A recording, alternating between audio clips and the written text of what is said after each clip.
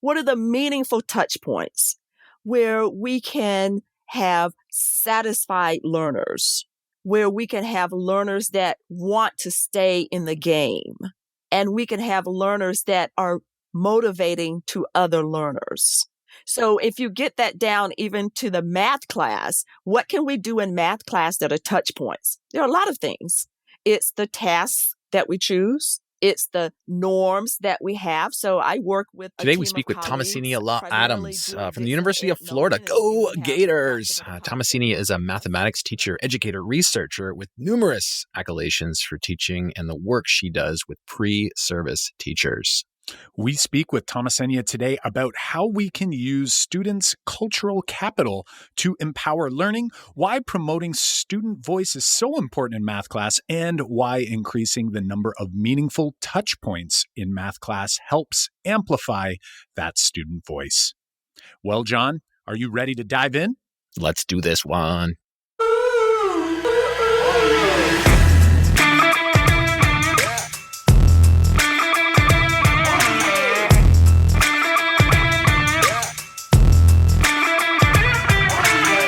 Welcome to the Making Math Moments That Matter podcast. I'm Kyle Pierce. And I'm John Orr. We are from MakeMathMoments.com, and we are two math teachers who, together, with you, the community of math moment makers worldwide who want to build and deliver problem-based math lessons that spark curiosity, fuel sense-making, and ignite your teacher moves. John, I'm really excited to bring Thomasenia on the podcast. We've been waiting a while for this one to come out, and it was great having a chat with her here today. I can't wait to dive in with everyone. You're right, and we are honored to have her here with us. So, hey, let's not waste any time today. Let's dive right in. Hey there, Thomasenia. Welcome to the Making Math Moments That Matter podcast. We are so excited to have you on the show today. How are you doing in like COVID time, but also like back to school time? I'm great. I had a friend to say to me yesterday was Monday and today is second Monday. So I'm doing good on the second Monday. Oh, fantastic. Fantastic. Yeah, we just came off of a long weekend here in Canada as we're recording this, and we are just rolling into this week. We're really curious. We want to get to know you a little bit more. Tell us a little about yourself and bring our math moment makers up to date. What's your role in education? And actually, where are you coming to us from today? I am coming to you from Gainesville, Florida, home of the Florida Gators. Yeah, at the University of Florida. I currently am a professor of mathematics education and associate dean for research in the College of Education. Awesome. Awesome stuff. Even though I am a Canadian, I've always had almost like a crush on the Florida basketball team. You know, like it was just always my team, especially when I was younger. But go Gators. Yes. Thomasenia, could you maybe dive a little bit deeper in for us? We were always interested in educators and how they got into education and like, where did that come from? I wouldn't mind if you kind of fill us in a little bit of backstory of what led you into that role and give us a little bit of kind of a lead up to that. Wow, that is so interesting because it takes me back to being a little girl. I was born on a chicken farm and to Pickens and Tenny Ruth Lott. I'm the youngest of 8. So I had a lot of people telling me what to do all the time. Right. So it was like having 2 parents and then 7 other people pushing me around. Right. And so being the youngest of 8, though, had its advantages because by the time I sort of knew myself, I was like an only child because everyone else was so old and were married off and had kids of their own. And so here I was having my parents to myself. And that gave them an opportunity to talk to me a lot. And my mother, who only had an 8th grade education until she was about 35 years old, always spoke to me about the power of education. And she would often say, I don't have it, but that doesn't mean that you have to be the same way. Both my parents are deceased now. My father died at the age of 81 as an illiterate adult. But he was always saying, put something in your head, because if you put something in your head, no one can take that from you. So in their own ways, they taught me about the power of education. Now, some of this is self-reflection. Like at the time, I didn't see that as that's what they were doing. It's like looking back now, I can say, oh, that's what they were trying to do. That's the messaging they were trying to say. But I just didn't see it as a kid growing up. It was my parents, we don't have what other people have. We can't go where other people can go. We can't wear what other people can wear. But they still were doing what was in their power to do to show me that I could be better. So obviously education was something that value that was instilled in you. And how did that flow into your current role? Like, so for example, my mom was a single mom for my early years before she met my stepfather, and she was a big advocate for education as well. She had a high school education, and at that time, at her age group, I suppose, there was many jobs out there, and she was able to get a good paying job, and and she enjoyed her job. But it was something that she really instilled into my sister and I. But I guess my wonder is what then sort of maybe nudged you towards not only getting an education and going through that process, but then to also in the end want to be an educator and then now actually working with our pre-service educators? So it was a long journey and it was full of mountains and roadblocks. I'll tell you, I grew up in Saluda, South Carolina, and it's an interesting place, or it was when I was a young kid, and I'm looking at it now, and it's still very interesting. But there were three things that people did in Saluda. You worked on a chicken farm, which is what my parents did. That's why we lived on a chicken farm, because that's where they worked at the time. You worked in the peach industry, which I grew up with my parents, my brothers, and my sisters in the summer taking advantage of the fact that it was peach season and going out into the fields and picking the peaches and harvesting the peaches. Or you worked in what we used to call shirt factories. Now, everything was called a shirt factory. Even if they made tablecloths, we just called them all shirt factories. It's like everything is Clorox. It doesn't matter what kind of bleach it is. It's just Clorox. Right. And so yeah, that was the expectation. So being in high school, just school in general wasn't a fun place for me. Elementary school was for every kid. It should be awesome. It was awesome. But by the time I got to middle school, I was bullied a lot. And, that was at a time, I'm 55 years old now, and that was at a time where people didn't talk about bullying in the way we're talking about it now. If there was a fight at school, there was just a fight at school. That was it. Yep. And that was like kids being kids. That's right. And so I was bullied because I was skinny. I was bullied because I had big eyes. I was bullied because I had long hair. I was bullied because I wore bobos, because that's what my parents could afford to buy for me in my clothes. I was bullied because I wore clothes that my mother made. So if it didn't come out of the Sears Roebuck catalog, then she made it. And so middle school was horrible. And I never told anyone because, again, that wasn't what kids did. You didn't run and tell because that only made the bullying worse. And so I know that between middle school and high school, it was let me shut down, be invisible. Maybe the bullies won't see me. And so by the time I got to high school, it was just stay quiet, stay to yourself, and try to hide from the bad people. And I spent a lot of high school time doing that. And I remember being in a geometry class and not feeling like I needed to be there or belonged to be there or anything. And I said to the teacher one day, I didn't do the homework. I didn't know how to do the homework. And that was kind of like a bold thing for me to do, to step up and say something, because it was easy to just, hide. And the class starts and she calls me to the board. Like that was the first thing she did when she was ready to do the homework. Thomasenia Lott, come to the board, do problem number so-and-so. And I thought, you know what? I'm not doing this anymore. I'm not going to be bullied anymore. I'm not going to be the one that's picked on anymore. How can I get out of this? And I started screaming. Like in class, I just started screaming. I had a meltdown, total meltdown. I fell to the floor and I just screamed. And I remember the kids scattering and the teachers like go to the office, get the principal. So the principal comes in. He doesn't know what to do. They call the guidance counselor, and she didn't know what to do. So like 3 adults just picked me up off the floor and took me to the front office, where I proceeded to keep screaming. And they didn't even call my parents about this episode. But what they did is not make me go back to math class.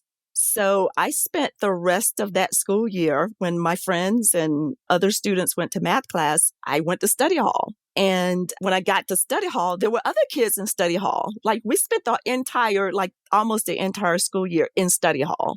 And kids were there because some of them had gotten into trouble, and some of them would not pay attention in class. So the teacher would just send them to study hall.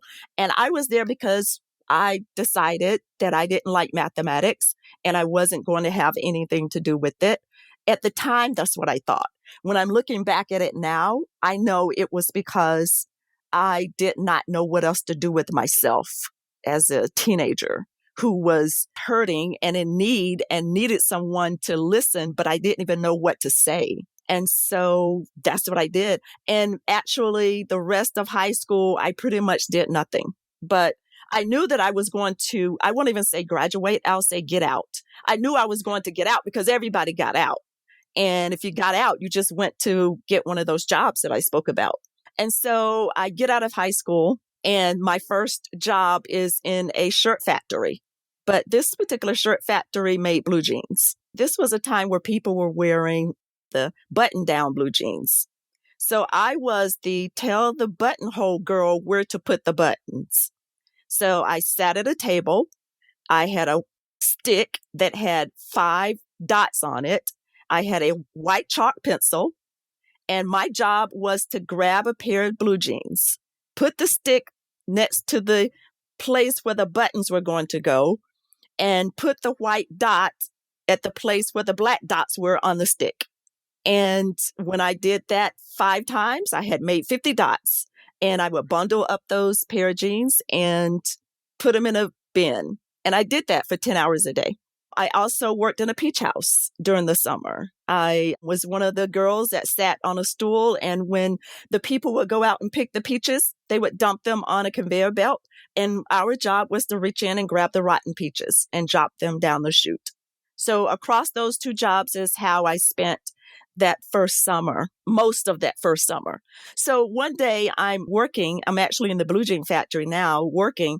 And by this time, my mother had gotten a job there. And I think something dawned on her that she felt like, wait a minute, I've been telling this kid she could do something better. And now she's in this factory with me. And so my mom says to me one day, you need to get out of here. And it's like, well, what else am I going to do? Like, I just didn't have a clue of what I was going to do. But she's like, you need to get out of here. So that very day, I went home and I really thought about what my mother said, and I wanted to be obedient. And I thought, you know what? This is what I'll do. I'll pretend like I'm trying to get out to satisfy her, and then maybe she'll stop bullying me and leave me alone. And so I got the little phone book and turned to the yellow pages. Gen Z know nothing about yellow pages, but that's all we had.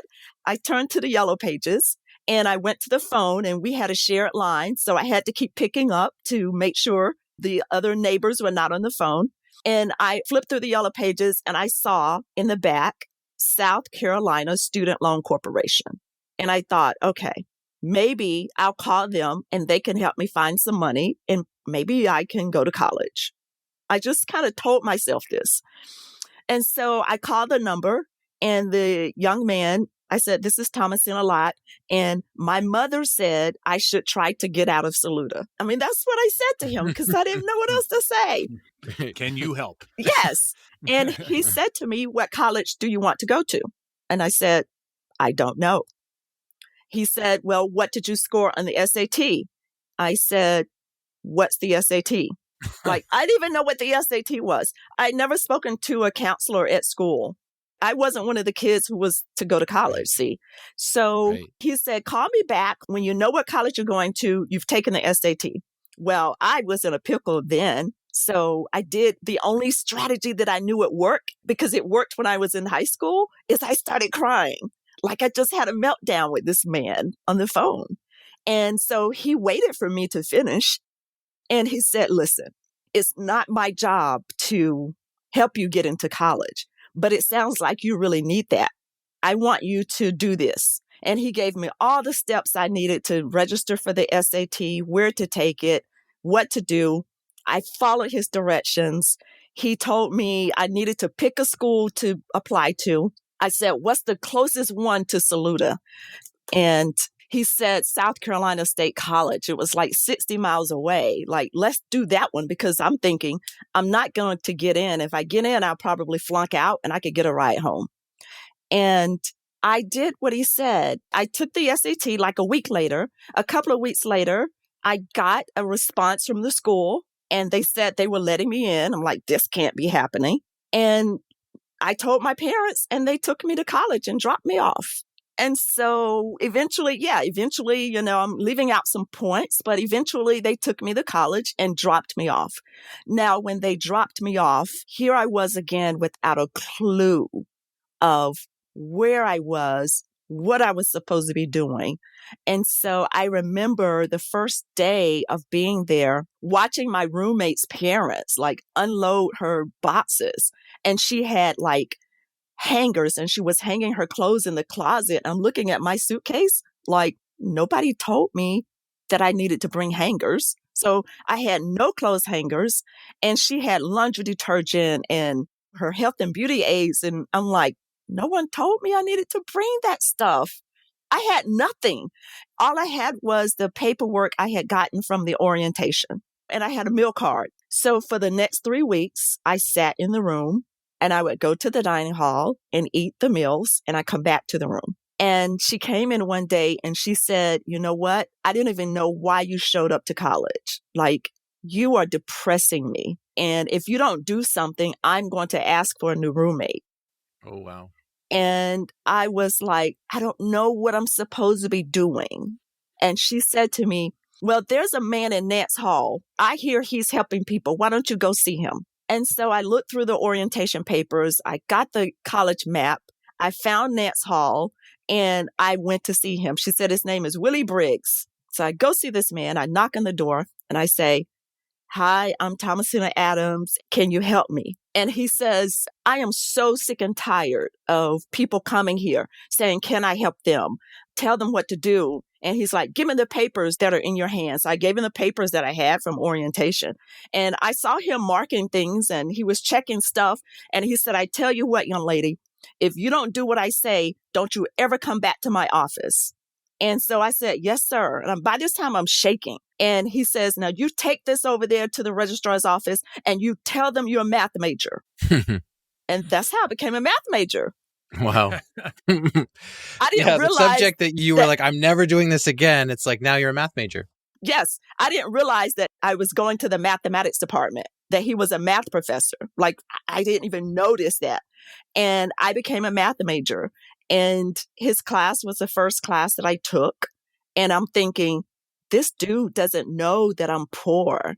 He doesn't know that my parents are illiterate. He doesn't know that I just came out of working in a shirt factory and a peach house. And he doesn't know that I hated math and I wasn't good at anything in high school.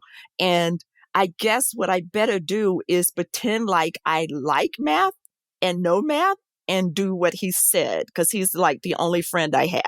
And that's what I did. And I graduated with my mathematics degree. Right. It's almost like I just had this image of this guy just said, you're going to go and become a math major. And it was almost like this permission to you is like, it's okay to like math or to not have those same feelings towards school that you had in your early years. It's like almost like this fresh start has just happened. And this man has just given you permission to go ahead and do that. You know, your story is a very inspiring story. You showed so much bravery, I think, numerous times to start fresh, change this course of action. And I think it's very inspiring to see that determination on your and you part. know, John, like the part two that like really sticks out to me as well, which is kind of like a beautiful kind of ending and sort of leaves you with this idea in your mind that this person, this professor, basically didn't care who you were. He knew that math was for everyone. And that's not really the story that a lot of people have been told or experienced through their own learning experiences. And John and I usually ask people to share a memorable math moment from their past, but I think we may have just heard your memorable moment, which really is so, it would be so easy at any point along that journey to just say, absolutely not. I am not going to go through with this, and I'm not going to put myself out there because it was hard and you had these rough moments during your own educational experience. And I'm wondering, like, how obviously that moment influenced where you are now in the fact that you followed through and that you had that bravery, that determination that John had mentioned. But how else does that moment and that story, the way it happened, like how does it influence your work now and how you do things and how you help others to love education and math in particular? What do you think? How does that transform or sort of like help you to be the person you are today and the advocate you are for math education? Well, exactly right. He just saw a living, breathing being and said, you can do mathematics without having my history. And I'll tell you, I took a humanities course too in college. And one of the things that we had to do is write our personal history. And I wanted to put this story on paper for that course. So I wanted also to have evidence. So I decided to go back to my high school, get my high school record and attach it to my paper as evidence. And when I went back to high school to go to the office to get my papers, I saw one of the previous teachers and she stopped me and said, "Where have you been? I haven't seen you around." And I said, "Well, I'm not in Saluda anymore. I'm in college." And she said to me, "I didn't know you had that in you." Oh, wow. Wow. And so the whole story of this experience has taught me not to make assumptions about students. That's the first thing, not to make assumptions. If someone doesn't know or will articulate that they don't know mathematics or don't like mathematics, there's probably a story behind that. And when kids don't come to school and they don't have their homework done or they don't have support to do projects, there's a story behind that. Because I didn't have any lack of love in my family. I had lots of people loving me, but I didn't have anyone that had mathematical capital that could help me appreciate mathematics and engage in mathematics. So we can't make assumptions when we see people exhibit deficiencies and just assume, well, it's because no one cares or they don't have any resources. There's a story behind what people show us in their lives. And the other thing that I think that has followed me to where I am now as a mathematics educator is appreciating the strengths that someone shows, whatever those strengths are. I say to teachers all the time, if you have a child that is having difficulty with basic operations, like maybe they can't add well, or third, fourth grade, they don't know their multiplication tables, then they certainly still can be successful in geometry. Like you don't need to know addition to understand what a square is or a rectangle or a triangle or how rhombi relate to squares. So it's not as if one piece of mathematics where you're deficient, it shouldn't close the door on everything. Right. Yeah.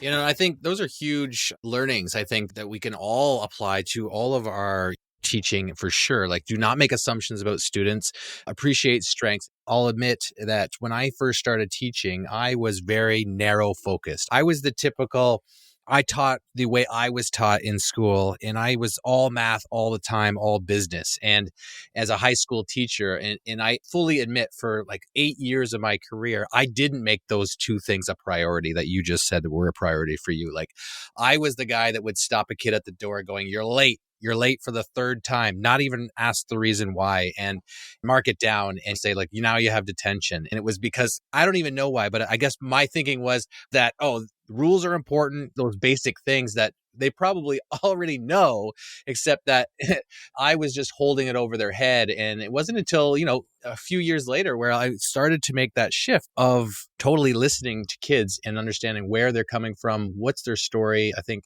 I've made that shift, and it's totally changed the classroom dynamic in my class, and say my love for teaching that kind of sparked up again just because it became about kids instead of math. And that was kind of my learning journey. I'm still kind of on that journey, but I wouldn't mind venturing into some of the work that you've been doing on student and supporting student voice. Kyle and I both watched your webinar on supporting student voice in the math classroom, and we thoroughly enjoyed it.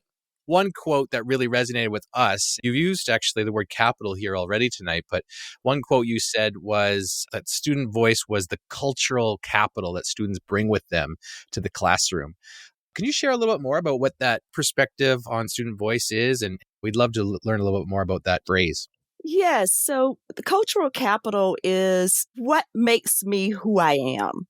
It's everything about my life makes me who I am, from the music I listen to, if and how I choose to worship, or how I choose to recreate, or family traditions and the things that are important, the history of my ethnicity, my race, and how I appreciate my gender.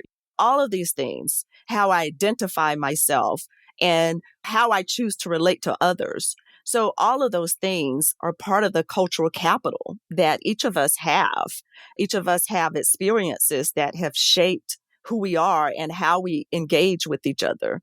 And so often we ignore the cultural capital that students bring to the classroom, and we try to force them into the box of whatever is in the mathematics text, like that's all that there is.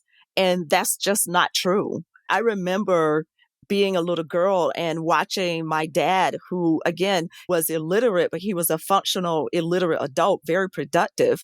I remember seeing him do so many things now when I look back that were so mathematical, from how he fixed cars to how he decided to plant the garden and what he needed to buy, how much fertilizer and what he had to mix it with to get the right consistency and mixture, and how he mixed cement. Like all of those things are cultural capital.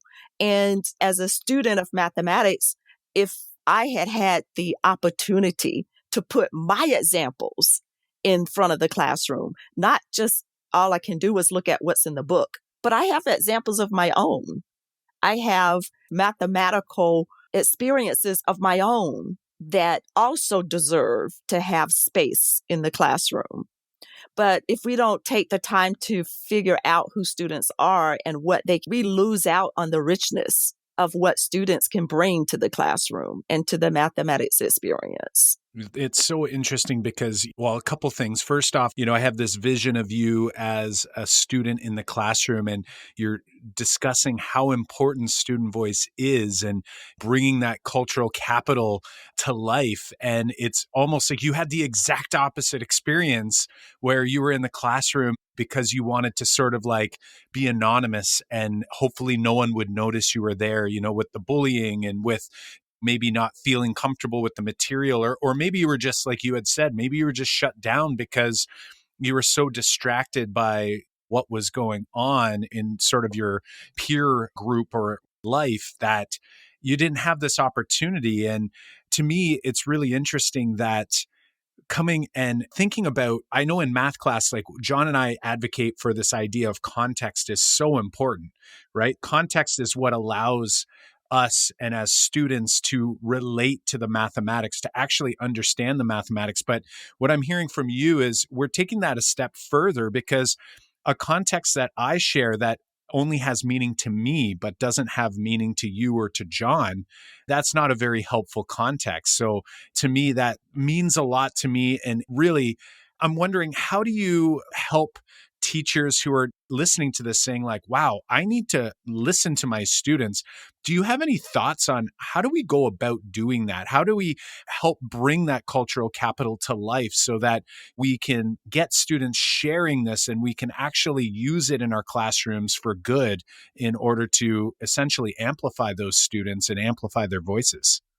I think one of the most basic things to think about are the tasks that we select for the mathematics experience.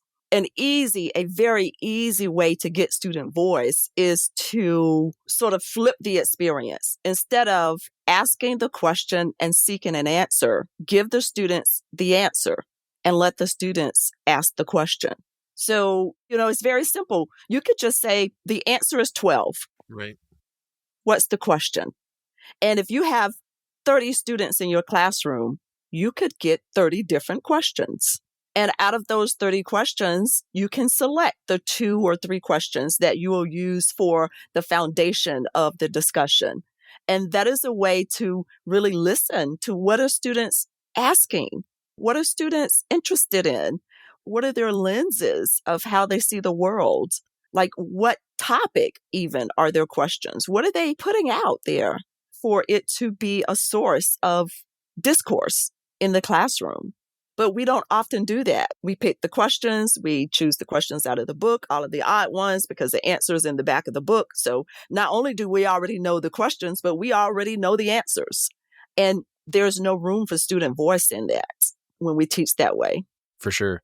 And it reminds me of this context and thinking of like open questions like that, but also it goes to address, like, if you can do that well, you can kind of eliminate this, like, why do we need to know math? Like, why does that even matter? Like, how many teachers get that question, every day? And when I get that question, it means to me, it's basically shouting out, where did I miss on that context? Or where did I not provide this idea that it was, for some reason, what we're learning here today has usefulness in the big idea of what we're trying to learn. Like, we always hear why does this even matter? And, I think many teachers actually think that when kids ask that question, it's actually like a bad thing, because it's like they're thinking like, oh, they're just wanted out of class, or they're not. But why do you think that's actually the good thing? Like, why do you think that's not such a bad idea after all? Well, first of all, if you get kids wanting to even know why does this matter from an authentic point of view, why do we need to learn this? Like, that's such a really important question. And it's also something that when we're teaching, we should make space for that conversation to happen, because having mathematics literacy, just like having print literacy, but having mathematics literacy is so empowering. It helps you make decisions about life, from the basic thing of estimating when you're shopping, or wake up in the morning and close your eyes and then try to put the toothpaste on your toothbrush and just see what happens. If you don't pay attention to what you're estimating from simple actions like that, you can have mess ups. So from everyday kinds of things to the most important kinds of things. When we look at the virus now and how many people are dying and in what communities and the rate at which people are getting sick, and wanting to make sure that we have the data that we need to be able to talk about this in meaningful ways and to help people. So that's important. And we need to have those discussions as to, why do I need to learn this? But it won't happen, I think, deeply if we don't have discussions around things that matter to students. So, you know what? I'm not teaching at this very moment, but if I were teaching now, and if I was teaching, say, either place value or fractions, where I would go to for a source of sort of the hook students? I would go to where they are, which would be YouTube, Instagram, TikTok, all of those places that keep up with things like how many views someone has, how many comments are written for them, because those are things that that kids are paying attention to. Who's the most viewed person on TikTok or on Instagram? And let's look at those numbers. Let's look at the millions. What does it mean to say someone has 34 million followers? How many people is that? Are we talking about here? So using contexts that are meaningful in the lives of students. When they look at people that take Steph Curry, who plays basketball, where does he make his 3-point shots on the floor? What's the geometry behind that? What are the stats behind that? Where's he most likely to make the most 3-point shots? How far is he from the goal when he's making these 3-point shots? So we could take it to sports. And there's so many places where there's opportunity to talk about, when am I ever going to use this? Why is it important? There are no shortage of context for that. I think you've hit it right on the head with the context and with making students feel like you're not going through the motions, right? You kind of reference this idea of like, hey, we're going to do the odd questions in the text. It feels like, we're here. We just have to go through this motion. But even just hearing you talk about these contexts, something else that I think is easy for us as educators to miss is just, I can hear the passion in your voice when you're describing those contexts, right? And I think kids can see that, they can read that, and they know whether we're fully in and we're excited and we want to be doing the math too. It's easy for us as educators to kind of look at our students and say, it's such a drag. They don't want to be there. They're not interested in the math. But if we're setting that precedent ourselves, meaning, hey, we're coming to school and we're turning the page and that's all we're doing, I mean, that is contagious. And I'm hearing about all this context and how it can be relevant to our students' lives. And that's something that's really important to us in the Making Math Moments That Matter podcast. We use a 3-part framework to get kids curious, and we're really excited to do that. But one of the struggles that I know John and I both struggled with early on, when we were trying to amplify those student voices as much as we could, was a bit of a fear, like as a teacher, and John already mentioned, I was very similar to John, we'll call it traditional. And traditional in our sense was, math class was kind of a quiet place and orderly. Everyone was in rows. We copied a note and we did examples. And that was like our experience in most cases. And for a lot of teachers, they sort of have this fear of losing control or not knowing how to get those student voices started, with this fear in the back of their mind of like noise in the class. Like, what first steps or ideas might you recommend for maybe an educator who's like, yes, I know I need to do this. I know I need to get student voice in my classroom, and I'm just not sure where to start. What sort of tips or suggestions might you have for someone who's just trying to sort of open the door to this idea? So there are a couple of things that we can do. I think always thinking about let me say this, or let me ask you this. Tell me something that you do with your bank. Pay bills. Okay, pay bills. Name me 2 more. I check my balance and I feel sad. All right. Check your balance. Okay, so bill pay, check balance. Save my money. Put your paychecks in there. Save your money. Save your money. Okay. And, if I were in a room full of teachers, I would ask lots of teachers to respond, and they may say things like, I write checks, I use my ATM card.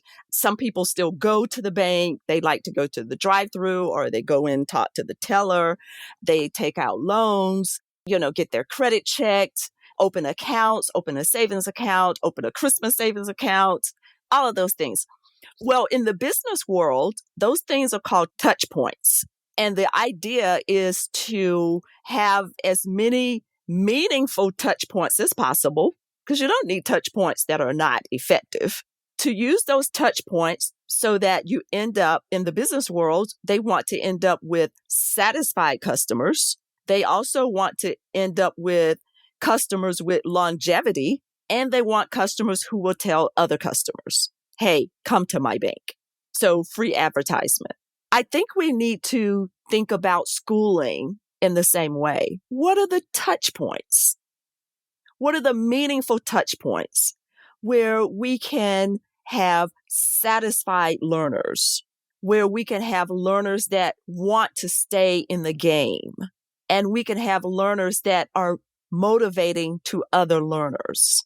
So if you get that down even to the math class, what can we do in math class that are touch points? There are a lot of things.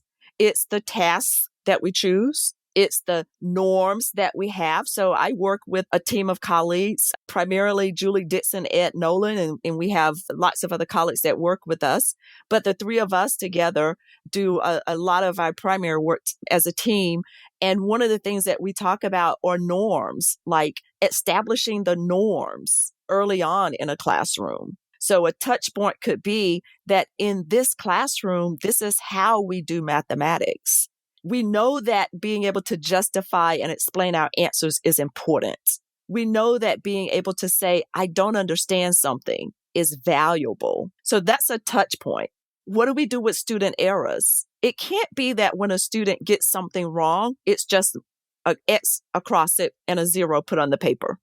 Like, there has to be more value given to student errors.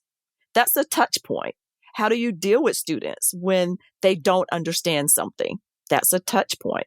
How do you engage students with hands-on activities or virtual manipulatives or the kinds of things that will allow them to be physically active in the mathematics classroom? That's a touch point. So we have to consider, what are the ways that we can engage students through these touch points that are going to be meaningful for students? And that is how we can keep students in the game. Whenever I teach like a subject like geometry, this is my favorite subject, by the way, even though this is the class I had the meltdown in. So funny. But I say to teachers, give me an envelope, or just a regular letter size envelope, and I can teach almost the entire plane geometry curriculum just with this envelope. And then I proceed to show them how that's done. And they see that it becomes a discourse between the teacher and the student. It's hands-on. It's the envelope and your writing tool and a ruler. And eventually we bring in a pair of scissors. But it's engaging. And it's also magical, because when we start out the process, they don't believe that I can do what I just said I can do. Right. Now they're like daring you. That's right. Prove it. That is exactly right. Prove it. Uh-huh. Right. I love the idea of the touch points. You know, when you think about that, and for me, that's a big takeaway, one of many from this conversations. But when you think about that and you break down all of the opportunities that we have in a math class, and I think too, also something that is probably important, especially for educators who, we were saying, if we're talking about this educator who wants to take this first step, is thinking about all those touch points, but then maybe only focusing on a couple to start. Yes. You know? Like, so which ones am I going to focus on? And one that popped into my mind as you were speaking was even just that welcome at the door, that opportunity to build trust, to learn a little bit about every student and to build that relationship at the door. But then, all right, once you get that down, what's the next one? What's the next touch point that I'm going to try to work on? And to me, it just seems like if you tackle it one touch point at a time, the next thing you know, you can look back and go, wow, we're doing this throughout my entire program. And that to me is a really big takeaway. I really, really appreciate that. And we're looking at the time. We don't want to take up too much more of your time tonight. The Math Moment Maker community obviously thanks you for spending that time with us. But before we do wrap things up, where can we learn more about your work? Well, I am very active with the National Council of Teachers of Mathematics, which is the largest professional organization in the U.S. for teachers of mathematics. Currently, I am one of the associate editors for NCTM's newest journal, Mathematics Teacher, Learning and Teaching Mathematics, Pre-K-12. It takes the place of the previous 3 practitioner journals. So this is a Pre-K-12 opportunity for teachers of mathematics to share their voice with the mathematics education community.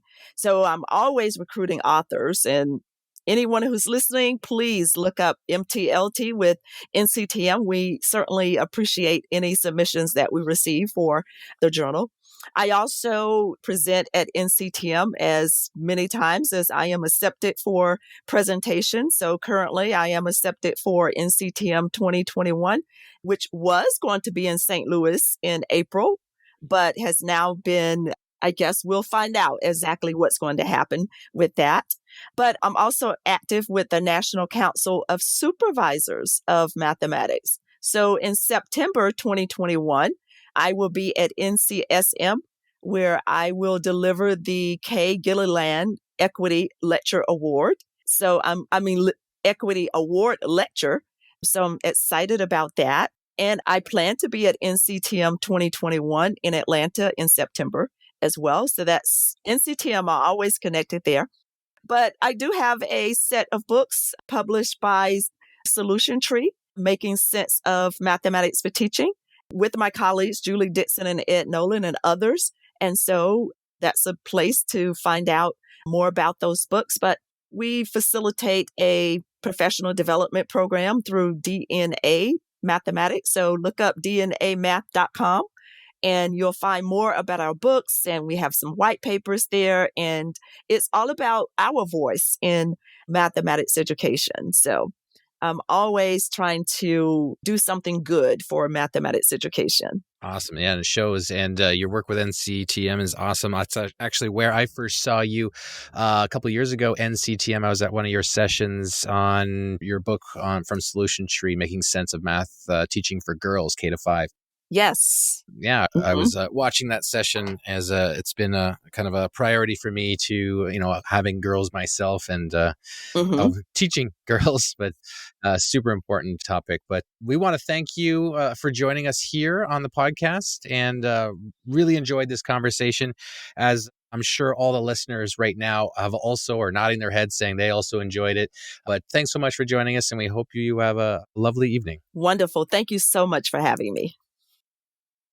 It was great to welcome Thomasenia onto the show. I hope that you had a bunch of awesome nuggets to take with you. One of the themes that I'm hearing is just this idea of building that psychological safety in the classroom, building that community, building that classroom culture. And really, it does revolve around this idea of students having voice in the classroom. For sure. I'm super glad we've had this conversation with Thomasenia. And hey, in order to ensure you don't miss out on new episodes as we produce them and they come out each Monday morning, be sure to subscribe on Apple Podcasts or your favorite podcast platform. Also, if you're liking what you're hearing, please share the podcast with a colleague and help us reach an even wider audience by leaving us a review and a rating on Apple Podcasts. And you can go ahead and tweet us at Make Math Moments on Twitter, Instagram, and you can even find us on Facebook. Show notes and links to resources from this episode, plus full transcripts, can be found at makemathmoments.com/episode 130. Again, that's makemathmoments.com/episode 130. We release a new episode every Monday morning, so keep an eye open for our next one. Well, Math Moment Makers, until next time, I'm Kyle Pierce. And I'm John Orr. High fives for us. And a high five for you.